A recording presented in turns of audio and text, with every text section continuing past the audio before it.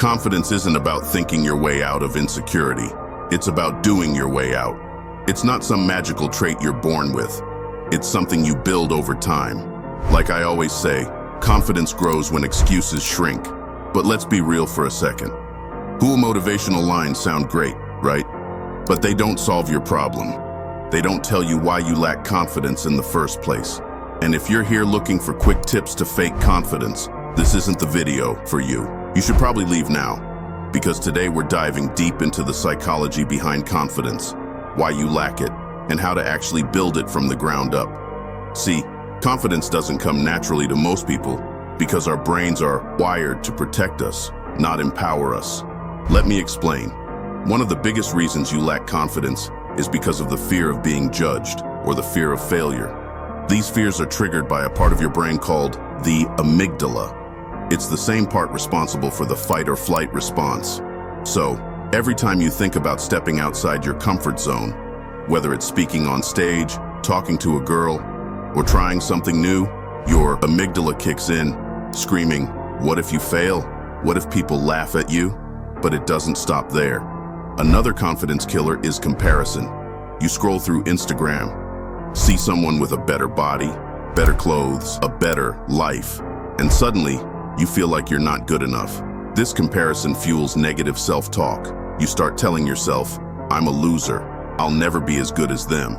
And your subconscious mind soaks it all in like a sponge. Over time, it builds this internal narrative that you're not capable, that you're not worthy, and that's how your self-worth takes a nosedive.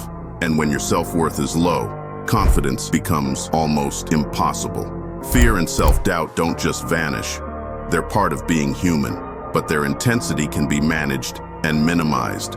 Confidence starts with building self-worth, and self-worth is rooted in the actions you take every day. See it this way, your confidence is directly connected to how you feel about yourself, and self-worth can only increase through productive actions.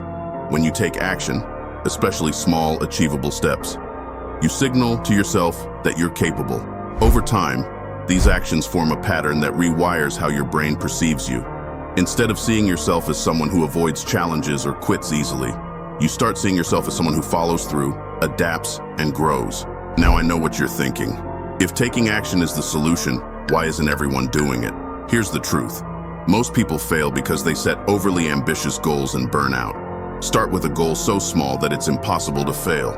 Whether it's practicing a skill for just 10 minutes or committing to a task 4 days a week instead of 7. Once you gain that momentum, you can start aiming higher. Remember, confidence is a byproduct of consistent small actions, not a sudden burst of motivation. Now let's address something even bigger: how to break free from comparison and negative self-talk. When you compare yourself to others, you're often looking at the finished product of their hard work, not the process. This distorted view feeds into the narrative that you're not good enough. To counter this, shift your focus entirely.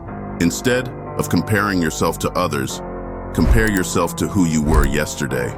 Did you take even a single step forward? That's all that matters. By redirecting your attention to your own progress, you break the loop of negative self-talk and start forming a healthier relationship with yourself. Confidence isn't just about feeling good, it's about being good. You need to develop skills and knowledge in areas that matter to you. So, let's sum it all up. Confidence isn't about eliminating fear, it's about reducing its power.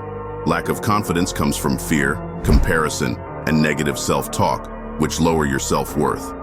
The solution is to build self-worth through small, consistent actions. Start small, aim low, and let momentum do the heavy lifting. Even after sharing the practical solution with you, let me be very clear. No matter how much you're aware of the problem and its solution, change is going to be painful. You will feel like quitting. Your mind will try to trick you with all sorts of thoughts. But if you stop now, you'll be trapped in this loop, and getting out will only become harder. Here's a pro tip I use. Before making any decision, remind yourself that every decision is a conscious choice. No one is forcing you to eat unhealthy food or skip discipline. It's your own conscious choice. This mindset helps me stay aware of every decision I take. Until next time, keep working, keep grinding.